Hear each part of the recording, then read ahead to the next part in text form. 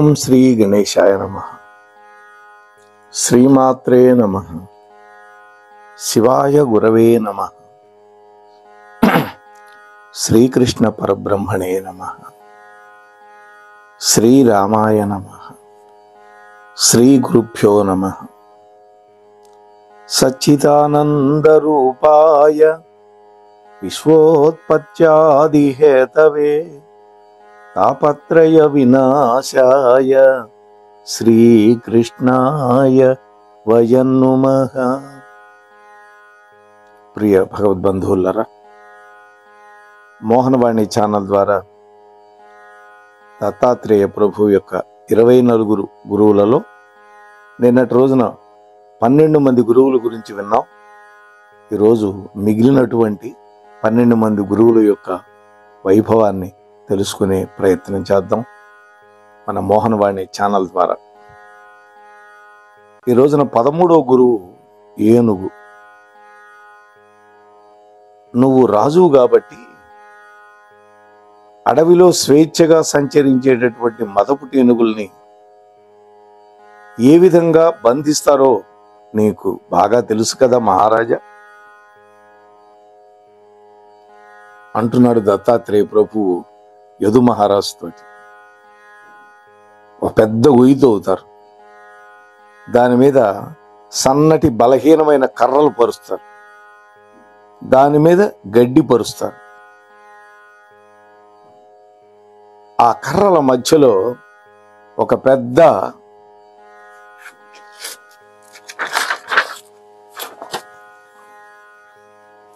ఆడ ఏనుగు యొక్క బొమ్మని పెడతారు. నిజమైన ఆడ ఏనుగు పెడితే అది కూడా కింద పడిపోతుంది, ఆ కర్రల బరువు ఆపలేక. అందుకని తేలిగ్గా తయారు చేయబడినటువంటి ఒకానొక బొమ్మను పెడతారు, అది కూడా ఆడ ఏనుగు బొమ్మ. అలా పెట్టి అలా తయారు చేసినటువంటి ఆ రాజభటులు ఆ చుట్టుపక్కలే పొదల్లో దాక్కొని ఉంటారు, పొంచి ఉంటారు. అటువైపుగా వచ్చినటువంటి మదపుటి ఏనుగు ఒంటరిగా ఒక ఆడ ఏనుగు దొరికిందని పరుగున వచ్చి ఆ గోతులో పడిపోతుంది. అంటే ఆ మదపుటి ఏనుగు యొక్క బరువుకి కర్రలు ఇరిగిపోయి ఆ తొవ్వినటువంటి పెద్ద గొయ్యిలో పడిపోతుంది. ఇక దానివల్ల కాదు పైకి రావడం.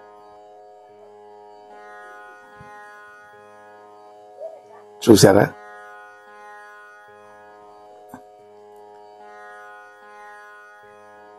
ఇది కాక అసలు నిజమైనటువంటి ఆడ ఏనుగే దొరికి ఒక మదపటేనుగు దాని వెంట పడితే మరికొన్ని మదపటేనుగులు ఎగపడతాయి, పరస్పరం పెద్ద యుద్ధమే జరుగుతుంది. ఆ సందర్భంలో కొన్ని పోరాటంలో మరణిస్తాయి. ఇవన్నీ అరణ్యాల్లో జరిగే విషయాలు. అందువల్ల ఇక్కడ ఒంటరిగా ఉండేసరికి తనకు అడ్డు అదుపు ఉండదని ఆ మదపటేనుగు పరిగెత్తుకుంటూ వస్తుంది, వెనక ముందు చూడకుండా గొయ్యిలో పడిపోతుంది. ఓ మహారాజా, అదేవిధంగా ఒక సాధకుడికి స్త్రీ పట్ల వ్యామోహం ఎంతటి వినాశనానికి దారితీస్తుందో ఈ ఏనుగు యొక్క వృత్తాంతం ద్వారా నేను తెలుసుకున్నాను అన్నాడు. వెనక ముందు ఆలోచించకుండా దూకింది ఏనుగు. మానవుడు కూడా అంతేను. స్త్రీ యొక్క వ్యామోహం, ధన వ్యామోహం, ఈ రెండు భయంకరమైనవి. ఆ మనిషిని గుంటలో పడేస్తాయి. ఆ విషయాన్ని నేను నేర్చుకున్నాను అంటున్నాను. ఇక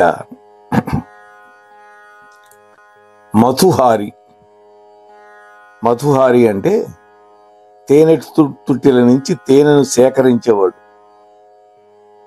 వేల సంఖ్యలో తేనెటీగలు నెలల తరబడి కష్టపడి తేనె పుట్టలో తేనెను కూడబెడతాయి. కానీ ఒక మధుహారి వచ్చి ఆ తుట్టి కింద పొగ పెడతాడు. ఆ పొగకి ఊపిరాడక ఆ తుట్టిలో ఉన్నటువంటి తేనెటీగలన్నీ కూడా చచ్చిపోతాయి లేదా దూరంగా పారిపోతాయి. క్షణంలో తేనెను అపహరించి కత్తితో కోస్తాడు. ఆ చెట్టు నుంచి ఆ తుట్టిని సంచిలో పెట్టుకుంటాడు. వెళ్ళిపోతాడు. అయితే ఇక్కడ ఈ ఘటన మనకేం చెబుతుందంటే, ఎవడైతే లుబ్ధత్వంతో, లోభత్వంతో ధనాన్ని కూడబెడతాడో ఆ ధనాన్ని బలవంతులు ఎవడో ఒకడు వచ్చి కాజేస్తాడు. కాబట్టి ఎవ్వడూ కూడా తన అవసరానికి మించినటువంటి సంపదలని కూడబెట్టుకోవటం చాలా హానికరమని గ్రహించాను అన్నాడు. అప్పుడప్పుడు చూస్తూ ఉంటాం మనం, బాగా డబ్బు సంపాదించి ఇంట్లో పెట్టుకుంటాడు ఒకడు, ఎవడో దొంగలు వస్తారు, వాడిని చంపేసి పట్టకపోతారు, ఆ డబ్బు కాస్త చూస్తూనే ఉన్నాం మనం. అదే డబ్బు లేదనుకోండి, వాడి ప్రాణాలకి ఏం తీయరు, ఇప్పుడు దెబ్బలు కొట్టి పోతే పోతారు. కానీ డబ్బు మాత్రం ఉంటే అపహరించేటప్పుడు వాడు సాక్ష్యం చెప్పకుండా ఉండటానికి చంపేస్తారు. ఓ మహారాజా, అదేవిధంగా గృహస్థుల కంటే కూడా ముందు యాచకులు వెళ్ళి వారి వంటకాలను అడిగి ఆరగించడం తగదని కూడా నేను తెలుసుకున్నాను అన్నాడు. అప్పుడప్పుడు మనం చూస్తుంటాం, ఇవాళ ఏం కూర అని అడుగుతాట, వచ్చే అడుక్కునేవాడు. ఆ కూర వాడికి నచ్చకపోతే వాడు ఆ ఇంట్లో అడగడం, వాడికి నచ్చిన కూర ఉంటే ఇంకాస్త పెట్టు పెట్టు అని బతివిలాడి పెట్టించుకుంటాడు. ఎవరికంటే ముందు? యజమాని కంటే ముందు. ఇది కూడా మంచిది కాదని నేను నేర్చుకున్నాను అన్నాడు. ఇక హరిణం. హరిణం అంటే లేడీ. ఒక లేడీ వేటగాడు పెట్టినటువంటి సంగీతానికి మోహపడి వాడు పన్నిన వలలో చిక్కుకుపోతుంది, అంటే సంగీతానికి లోబడుతుంది. ఒక యతీశ్వరుడు కూడా అదేవిధంగా సంగీతాది లలిత కళలకి సమ్మోహితుడైపోతే వాడి యొక్క ధ్యానం, వాడి యొక్క నియమం, వాడి యొక్క నిష్ఠ అన్నీ కూడా భ్రష్టుడైపోతాడు. ఋష్యశృంగుడి కథ తెలుసు కదా మనకి, శ్రీమద్ రామాయణంలో బాలకాండలో. మగ పిల్లవాడు అతను, ఆడదంటే ఏంటో తెలియకుండా పెంచాడు ఋష్యశృంగుడిని, విభాండక మహర్షి వాళ్ళ తండ్రి. కానీ ఆ మహానుభావుడు ఎక్కడ అడుగు పెడితే అక్కడ వర్షం పడుతుంది. అందుకని రోమపాద మహారాజు కొంతమంది గణికా వేశ్యలను పంపించాడు. వాళ్ళు వచ్చి కొన్ని మధుర పదార్థాలు పెట్టి వాళ్ళు ఆలింగనం చేసుకొని కొంత రుచి చూపించారు. అదేదో వింతగా అనిపించింది, ఒక అనుభూతి కలిగింది. ఎందుకని అతను కూడా యవనంలో అడుగు పెట్టాడు ఋష్యశృంగుడు. ఆ విధంగా అతన్ని ఆకర్షించి వాళ్ళ నగరానికి తీసుకువెళితే విస్తారంగా వర్షం పడింది. ఆ తర్వాత విభాండకుడు కోపిస్తాడేమోనని ఋష్యశృంగుడికి తన కూతురు శాంతాదేవినిచ్చి పెళ్లి చేస్తాడు. అది మనకి శ్రీమద్ రామాయణంలో బాలకాండలో ఉంటుంది. అంటే విలాసవతులైనటువంటి నృత్య గీత వాద్యాలకు వివశుడైపోయి ఋష్యశృంగుడు అంతటి వాడు సంసారంలో చిక్కుకున్నాడు. మనమెంత? ఇక చేప. ఓ మహారాజా, నాకు మరొక గురువు చేప. చేప ఎర్రకి ఆశపడి గాలానికి తగులుకుంటుంది. అంటే చేప ఆహారం పట్ల లౌల్యాన్ని కలిగి ఉంటుంది.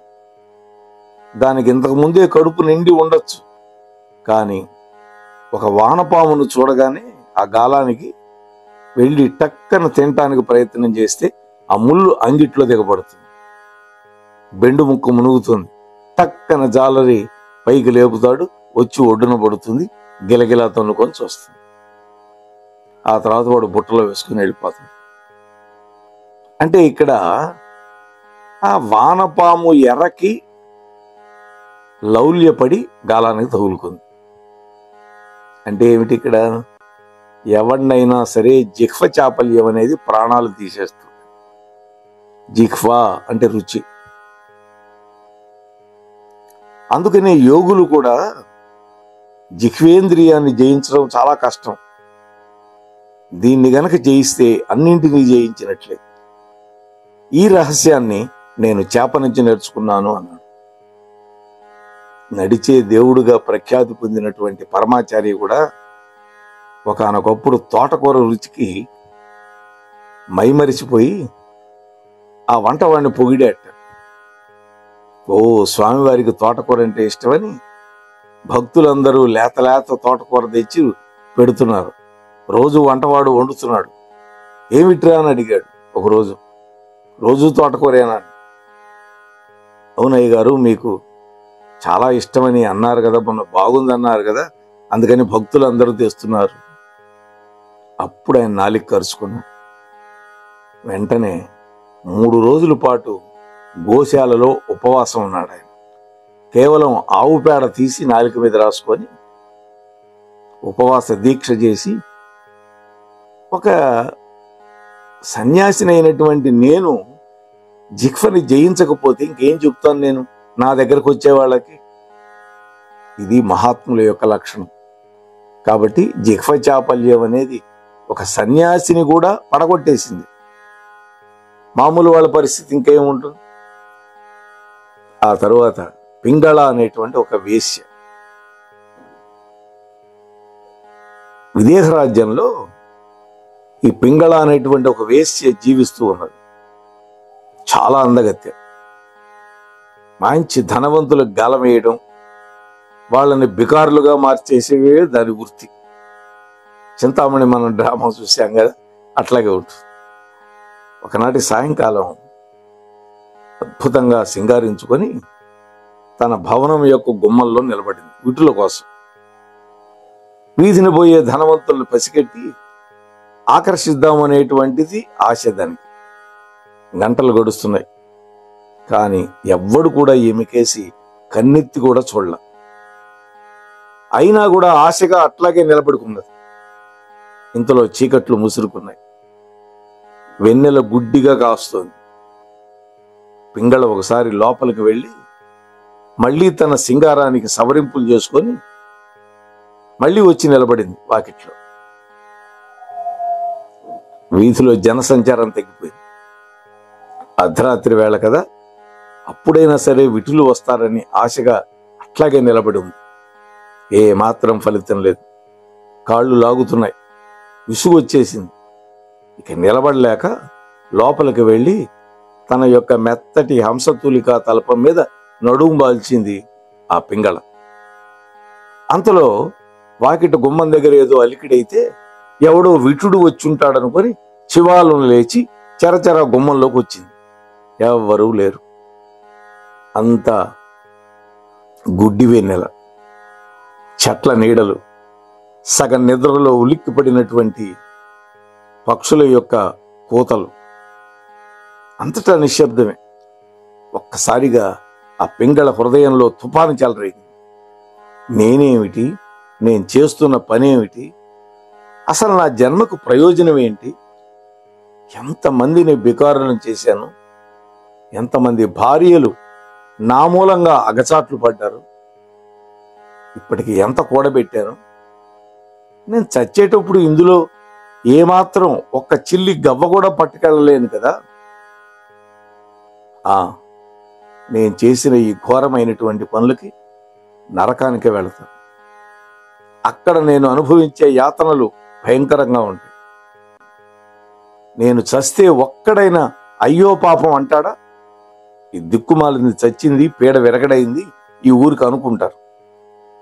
ఈ విధంగా ఉవ్వెత్తున ఆలోచనలు చెరలేగుతున్నాయి ఆ మనసులో. సమాధానాలు కూడా దొరికినాయి. తన మీద తనకే అసహ్యం పుట్టింది. తన వృత్తి మీద జుగుప్స కలిగింది. వెంటనే వైరాగ్యము అనేటువంటి ఒక సూర్యుడు ఉదయించాడు ఆమె యొక్క హృదయంలో.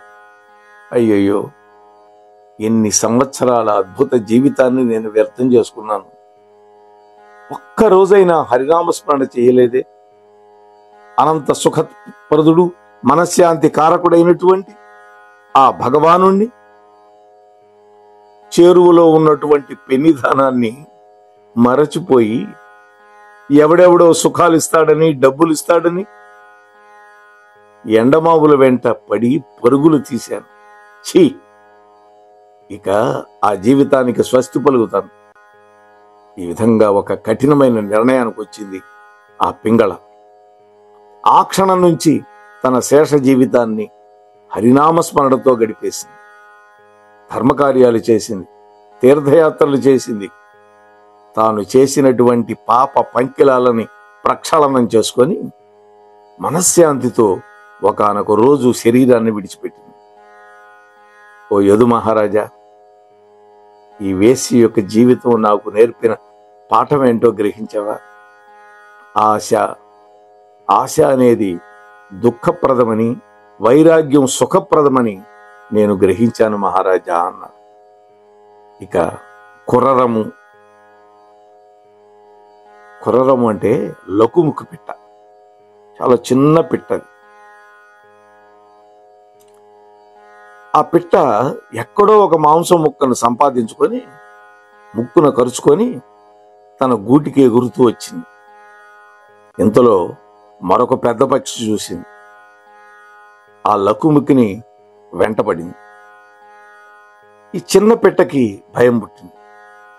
వెంటనే తన నోట్లో ఉన్న మాంసం ముక్కను వదిలిపెట్టేసి ఎగిరిపోయింది. అంతే, ఆ పెద్ద పక్షి వచ్చి ఆ మాంసం ముక్కను తినేసి వెళ్ళిపోయింది. బ్రతుకు జీవుడు అనుకుంది ఆ చిన్న లకుముకి పిట్ట. రాజా, గ్రహించావా?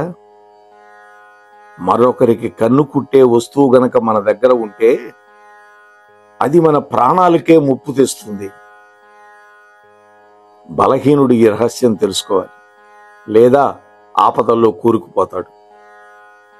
చివరికి ప్రాణాలు కూడా పోవచ్చు.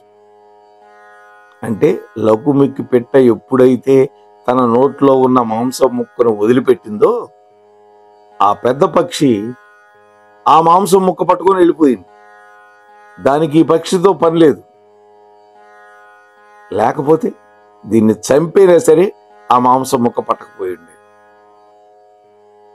ఇది మనం నేర్చుకోవాల్సింది. పసిబాలుడు నా యొక్క పరమ గురువయ్య మహారాజా అన్నాడు. ఎందుకని? పసిపిల్లవాడికి చీకు చింత ఉండవు. కేరింతలు కొడుతూ ఉంటాడు, ఆకలైతే ఏడుస్తాడు, అమ్మ పాలిస్తుంది, మళ్ళీ ఆటల్లో మునిగిపోతాడు. అంటే తన ఆటలేవో తనవిగా ఉంటాయి, తన ఆనందమే తనదిగా ఉంటుంది. మిగతా ప్రపంచం ఏమైపోయినా ఆ పిల్లవాడికి పట్టదు. అవధూత కూడా ఇదే విధంగా ఉండాలి మహారాజా. ఈ సృష్టిలో నిశ్చింతగా ఆనందపడేది ఇద్దరు. ఒకడు అమాయకుడైతే మరొకడు మాయాతీతుడు. మాయకు అతీతంగా ఉండేవాడు. ఆ తర్వాత ఒక కన్యామణి నాకు ఏ విధంగా గురువైందో చెప్తాను విను అంటున్నాడు. అనగనగా ఒక గ్రామం.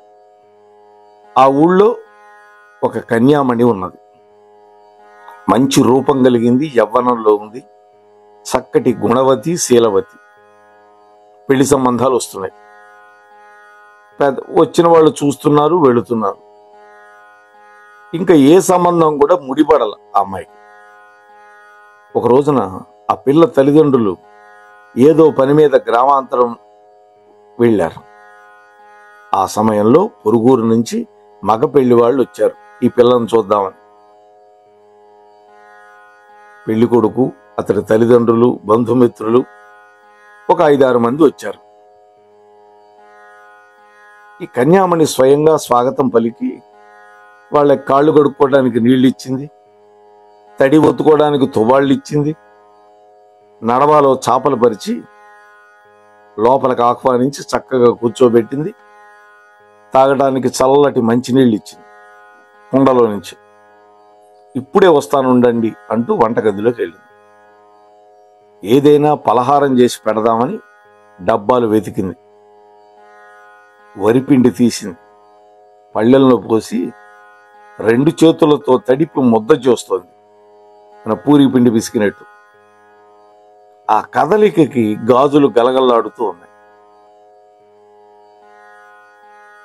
అంటే తాను వంటింట్లో ఏదో చేస్తున్నాను అనేటువంటి విషయం అతిథులు గ్రహిస్తారని ఒక్కొక్క చేతికి 2 గాజులే ఉంచుకొని మిగతావి తీసి పక్కన పెట్టింది. అవి కూడా ఒకదానికొకటి తగిలి రొద చేస్తూ ఉన్నాయి. అప్పుడు ఒక్కొక్క గాజే ఉంచుకొని గబగబా పిండి కలిపి జంతికలు వండి పెట్టింది. కారపూస. మగ పెళ్లి వాళ్ళు అమ్మాయి మంచి పనిమంతురాలను గ్రహించి సంబరపడిపోయి మరొక రోజు వచ్చి మీ నాన్నగారితో మాట్లాడతామని చెప్పి వాళ్ళు వెళ్ళిపోయారు. ఆ తరువాత ఏమైందో వదిలేద్దాం. కానీ ఇందులో మనం గ్రహించాల్సింది ఏంటంటే, మహారాజా, అసలు నువ్వేదైనా గ్రహించగలిగావా? 10 మంది ఒక చోట చేరితే గాజుల గలగలల్లాగా కలహించుకోవడమే తప్ప పరమార్థ విచికిత్స అనేది ఉండదు. అందుకనే సాధన ఎప్పుడూ ఒంటరిగా చేయాలి, ధ్యానం ఎప్పుడూ ఒంటరిగా చేయాలి. పారాయణ మాత్రం సామూహికంగా చేస్తే చేయొచ్చు, కానీ ధ్యానం కానీ మనం చేసేటటువంటి భగవత్ పూజ చక్కగా ఒంటరిగా ఉండి చేసుకోవాలి. ఇద్దరు ఉన్నా కూడా వృధా సంభాషణలతో కాలయాపన జరుగుతుందే గాని ఒరిగేదే ఉండదు.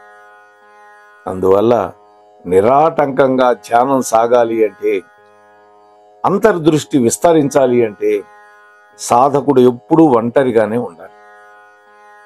ఇది గాజుల యొక్క గలగలలు నాకు నేర్పిన పాఠం అన్నారు.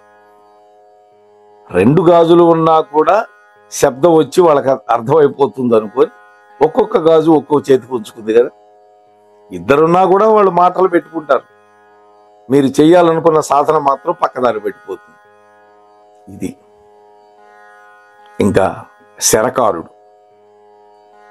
శరకారుడు అంటే బాణాలు తయారు చేసేవాడు. ఓ మహారాజా, మీరందరూ యుద్ధంలో ఉపయోగించే బాణాలను తయారు చేసేటటువంటి శరకారుడు కూడా నాకు ఒక గురువు అన్నాడు. అతడిని ఎప్పుడు నీవు గమనించి ఉండవు రాజా. బాణం తయారు చేయటం చాలా క్లిష్టమైన విద్య. ఎందుకని? ఎంత పొడవు ఉండాలి, ఎంత లావు ఉండాలి, ఆ చివర ఎంత ములుకు పదునుగా ఉండాలి, ఆ ములుకు బరువు ఎంత ఉండాలి, వీటన్నిటికీ సమతూకాన్ని సాధించాలి తయారు చేసేవాడు. ఇందులో ఏది తేడా వచ్చినా కూడా ఆ బాణాన్ని ఉపయోగించే విలుకాడి యొక్క గురి తప్పిపోతుంది, ఆ బాణానికి వేగం కూడా మందగించిపోతుంది. అందువల్ల శరకారుడు అతి జాగ్రత్తగా చేస్తాడు బాణాన్ని. అతడు ఒక బాణాన్ని తయారు చేస్తున్నప్పుడు పక్కన భేరీభాంకారాలు మోగినా సరే, సాక్షాత్తు మహారాజు వచ్చినా సరే అతనికేం పట్టదు. అతడి కంటికి ఆ బాణం తప్ప మరేమీ కనపడదు, అతడి చెవికి మరే శబ్దము వినపడదు. ఆ బాణ తయారీ పూర్తయ్యే వరకు లేవడం. అంతటి ఏకాగ్రతని యోగి కూడా అలవరుచుకోవాలి. రోజుల తరబడి నిష్టగా కూర్చోగలగాలి. నిశ్చలంగా మనస్సును భగవంతుడి మీద నిలబెట్టడం ఎలాగో ఆ శరకారుడు వల్ల నేను నేర్చుకున్నాను మహారాజా. బాహ్య ప్రపంచంతో ప్రమేయం లేకుండా సమాధి స్థితి నిలుపుకోవడం అనేది నేను నేర్చుకోగలిగాను ఆ బాణాలు తయారు చేసేవాడి దగ్గర నుంచి అని. ఒకప్పుడు ఒక బాణాలు తయారు చేసేవాడు ఒక రోడ్డు పక్కనే అంగడి వాడిది. ఒక రాజుగారి యొక్క ఊరేగింపు వెళ్ళింది ముందర. వెనకాల ఒక భటుడు వచ్చాడు. రాజుగారి ఊరేగింపు ఈ బజార్లో వెళ్ళిందా, ఈ బజార్లో వెళ్ళిందా, అక్కడ 2 చీలికలు ఉన్నాయి. అడిగాడు. ఏమోనయ్య గారు నాకు తెలియదు. అదేంద్రా, నీ ముందుగానే పోయింది కదా. నేను నా బాణ తయారీలో ఉన్నాను, నేనేం చూడలేదు అన్నాడు. అది ఏకాగ్రత అంటే. ఇవాళ మనం కూడా ధ్యానం అని కూర్చుంటాం, సెల్ ఫోన్ మోగానే ఎవడో చూడవే అంటుంటాం. ఇది మన పరిస్థితి, మన ధ్యానం ఇది, మన పూజ ఇది. అలా ఉండకూడదు అంటున్నాం. ఇక సర్పం. ఇంతకుముందు అజగరం గురించి చెప్పుకున్నాం, ఇప్పుడు సర్పం. సర్పం అనగానే అందరూ భయపడిపోతారు. కానీ అది కూడా నాకు ఒక గురువే రాజా. అది ఎక్కడ ఉంటుందో తన ఉనికిని ఎవ్వరికీ తెలియనివ్వదు. ఎప్పుడూ ఒంటరిగానే సంచరిస్తూ ఉంటుంది. తనకు నివాసం ఏర్పరచుకోవాలని ఏమాత్రం తాపత్రయపడు. అందుకని పాముకి పుట్ట తయారు చేయటం రాదు. చీమలు పెట్టిన పుట్టల్లో ఆ చీమలను తరివేసి తాను తలదాచుకుంటూ కాలక్షేపం చేస్తుంది. మహారాజా, యోగ మార్గంలో ప్రయాణించేవాడికి ఈ 3 గుణాలు తప్పకుండా ఉండాలి అన్నాడు. అంటే మొదటిది, తన ఉనికి ఎవరికీ తెలియకుండా ఉండడం.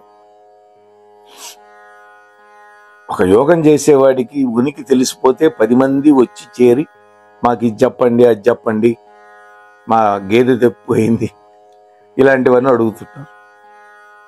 అందుకని తన ఉనికి ఎవడికి తెలియనివ్వదు. రెండోది, ఒంటరిగానే సంచరిస్తూ ఉండాలి. అలాగే తనకు ఒక స్థిర నివాసం ఉండాలి అని తాపత్రయపడకూడదు. అందుకనే ఒక సన్యాసి ఎక్కడా కూడా 3 రోజులు 5 రోజులు అంతకంటే ఎక్కువ ఉండకూడదు ఒక చోట. ఒక్క చాతుర్మాస్య వ్రతం పట్టుకున్నప్పుడు మాత్రం మినహాయింపు, మిగిలిన రోజుల్లో అలా ఉండకూడదని. కాబట్టి యోగ మార్గంలో ఎవడైతే ప్రయాణిస్తూ ఉన్నాడో వాడికి ఈ 3 గుణాలు తప్పకుండా ఉండాలి అని ఇక్కడ చెప్పారు. ఇంకపోతే భ్రమరం. ఓ యదువీరా, భ్రమర కీట న్యాయం అని నువ్వు వినే ఉంటావు. భ్రమరం అనేది ఒక రకపు కీటకాన్ని పట్టి తెచ్చి, ఒక భ్రమరం, తుమ్మెద భ్రమరం అంటే, తన గూట్లో పెట్టి ఝుంకారం చేస్తూ తాను చుట్టూ పరిభ్రమిస్తూ ఉంటుంది. ఆ కీటకం భావోద్వేగంతో ఆ తుమ్మెద చేసే నాదాన్ని వింటూ ఆ భ్రమరాన్ని చూస్తూ బిక్కుబిక్కుమని కాలం గడుపుతుంది. కొన్ని రోజులు అయ్యేసరికి ఆ లోపల పెట్టిన కీటకం ఆ భ్రమర నాదాన్నే కాదు, ఆ భ్రమరం యొక్క రూపాన్ని కూడా పొందుతుంది. మానవుడు కూడా ఇంతే మహారాజా. ఏ కారణంగా అయితేనేమి తన మనస్సుని దేని మీద పూర్తిగా లగ్నం చేస్తాడో దాని లక్షణాలు పొందుతాడు. ఇది 6 నెలలు సావాసం చేస్తే వాడు వీడవుతాడని ఏదో సామెత ఉంది. అదే కనుక భగవంతుడి మీద నిలబెడితే ఆ భగవంతుడి యొక్క దివ్యమైన భవ్యమైన లక్షణాలు అలవడతాయి. ఈ జన్మలో కాకపోయినా మరొక జన్మలోనైనా సరే సాధన చేసి సారూప్య మోక్షాన్ని పొందగలుగుతాడు. ఇది ఆ కీటకం నేర్పినటువంటి పాఠం నాకు అన్నాడు. ఇక చిట్ట చివరిది సాలెపురుగు. దీన్ని ఊర్లనాభము అని పిలుస్తారు, ఊర్ణలాభము అంటాం. తనలో నుంచి దారాలని వెలుపలికి తెచ్చి ఒక గూడు అల్లుతుంది. ఆ గూట్లో కొంచెం సేపు క్రీడిస్తుంది. కొన్ని చిన్న చిన్న కీటకాలు ఆ వలలో ఇరుక్కుంటాయి, వాటిని బంధించి ఆడిస్తుంది. మళ్ళీ ఆ దారాలను తానే మింగేస్తుంది. అంటే తాను తయారు చేసిన గూటిని తానే మింగేస్తుంది, తనలో లీనం చేసుకుంటుంది. సృష్టి, స్థితి, లయ, ఈ 3 కార్యాలు కూడా ఇదే విధంగా జరుగుతూ ఉంటాయి. సృష్టి చేయాలని సంకల్పించుకున్నప్పుడు బ్రహ్మతత్వం తన నుంచి త్రిగుణాత్మకమైనటువంటి మాయాతంతువులని ఆవిష్కరిస్తుంది. దానివల్ల ఈ త్రిగుణాత్మకమైనటువంటి యావత్ జగత్తును సృష్టి చేస్తాడు బ్రహ్మ. అందులో తాను కూడా క్రీడిస్తాడు, ఆ జీవులను ఆడిస్తాడు. ఇది స్థితి విలాసం. అదే ప్రళయకాలంలో ఆ పరబ్రహ్మమే తాను సృష్టించినటువంటి ఈ ప్రపంచాన్ని తనలో లయం చేసుకుంటాడు, తనలో లీనం చేసుకుంటాడు. ఈ పరమ రహస్యాన్ని సాలెపురుగును చూసి గ్రహించాను అన్నాడు. సృష్టి, స్థితి, లయ ఈ మూడు పరబ్రహ్మ చేస్తూ ఉంటాడు. మనమందరం అందులో ఆ నాటకంలో పావులుగా ఉంటాము అనే విషయాన్ని నేను గ్రహించాను మహారాజా. ఈ విధంగా 24 గురువుల నుంచి గొప్ప ఆత్మోపదేశాలు పొందాను. ఇవే కాదు, నా శరీరమే నాకు ఒక పరమ గురువు అన్నాడు. ఎందుకని? ఈ శరీరం నశించిపోయేదని నాకు తెలుసు. దీని లోపల జుగుప్సాకరమైనటువంటి పదార్థాలు ఉన్నాయి. రక్తము, మాంసము, మజ్జ, మలము, మూత్రం ఇవన్నీ ఉన్నాయి ఈ శరీరంలోనే. అయినా దీని మీద అందరికీ వల్లమాలిన ప్రేమ ఉంటుంది. కళ్ళ ఎదుట ఎంతో మంది శరీరాలు రాలిపోతూ ఉంటాయి, కానీ తన శరీరం మాత్రం శాశ్వతం అనుకుంటాడు ప్రతివాడు. అందుకని ఈ శరీరాన్ని పోషించడానికి, దీన్ని సంరక్షించడానికి ఎన్నెన్నో అగచాట్లు పడుతూ ఉంటాడు. ఎంత లేచి ఘోరాలు చేస్తాడు. పోనీలే అనుకుంటే ఈ శరీరానికి ఏమన్నా కృతజ్ఞత ఉంటుందా? ఇంత చేస్తున్నాడు నా కోసమని అణువంత కూడా ఉండదు. చెప్పా పెట్టకుండా ఎప్పుడో ఒకరోజు హఠాత్తుగా రాలిపోతుంది. దీన్ని ఆశ్రయించుకున్నటువంటి జ్ఞానేంద్రియాలు, కర్మేంద్రియాలు సవతుల్లాగా పోరాడుకుని జీవులలో ఉండేటటువంటి సుఖభ్రాంతిలో నుంచి ముంచేసి చిట్ట చివరికి నరకంలో పడేస్తాయి ఈ దశేంద్రియాలు. మహారాజా, విచిత్రం ఏంటంటే ఇదే మోక్షానికి సాధనం కూడా అవుతుంది. శరీరమాధ్యం కలు ధర్మ సాధనం అన్నారు కదా. అయితే వివేకంతో, వైరాగ్యంతో ఇంద్రియాలను అదుపు చేసుకొని ఈ శరీరం యొక్క అశాశ్వతాన్ని గుర్తించి ఎవడైతే మెలుగుతాడో, ప్రవర్తిస్తాడో వాడు ధన్యుడవుతాడు. నిజానికి మానవ శరీరం ఎన్నో జన్మలకు కాని దొరకదు. జంతువునాం నరజన్మ దుర్లభం అని కదా శంకర భగవత్పాదులు చెప్పింది. సమస్త పురుషార్థాలకి ఈ శరీరమే సాధన. ఇది మృత్యుగహ్వరంలో ప్రవేశించక ముందే మేల్కోవాలి. మోక్ష పురుషార్థ సాధనకి మనం ప్రయత్నం చేయాలి. ఇంతమంది గురువులు ప్రత్యక్షంగా, పరోక్షంగా చేసినటువంటి గొప్ప ప్రబోధాలని జ్ఞాపకం పెట్టుకొని అహంకార మమకారాలకు లొంగిపోకుండా ఆత్మనిష్టతో సంచరించగలుగుతున్నాను మహారాజా. ఏ ఒక్క గురువు పరిపూర్ణ జ్ఞానాన్ని అందించలేడు. అనేక మంది అనేక విధాలుగా ఉపదేశం చేస్తూ ఉంటారు. బ్రహ్మతత్వం ఏకమైతే ఋషులలో అభిప్రాయ భేదాలు మాత్రం ఎక్కువగా ఉంటాయి. దీనిని నిరసించకుండా అన్నిటినీ గ్రహించి ఆకళింపు చేసుకోవటమే మన కర్తవ్యం మహారాజా. ఈ విధంగా అవధూత రూపంలో ఉన్నటువంటి దత్తప్రభు అనేక గొప్ప విషయాలని యదు మహారాజు విని ఆకళింపు చేసుకున్నాడు. కొత్త వెలుగు ఏదో తనకు కనిపించినట్లయింది. ఆత్మ సంతృప్తి కలిగింది. అప్పుడు అవధూతకి నమస్కరించి దండ ప్రణామాలు చేసి సెలవు తీసుకొని తన రాజధాని నగరానికి వెళ్ళిపోయాడు. ఇది దత్తాత్రేయ ప్రభు యొక్క అద్భుతమైనటువంటి 24 గురువుల యొక్క తత్వం. స్వస్తి సర్వేషాం. మోహనవాణి తెలుగు పోడ్కాస్ట్ వింటున్న శ్రోతలందరికీ హృదయపూర్వక ధన్యవాదాలు. వినండి, వినిపించండి, వింటూనే ఉండండి. మోహనవాణి తెలుగు పోడ్కాస్ట్ మీరు వింటున్నారు. మోహనవాణి. మన మోహనవాణి కార్యక్రమాలు మీకు నచ్చినట్లయితే వెంటనే ఒక లైక్ చేయండి, అలాగే కామెంట్ చేయండి, ఎక్కువ మందికి షేర్ చేయండి. సబ్స్క్రైబ్ చేసుకోకపోతే వెంటనే మన ఛానల్కి ఇప్పుడే సబ్స్క్రైబ్ చేసుకోండి. ధన్యవాదాలు.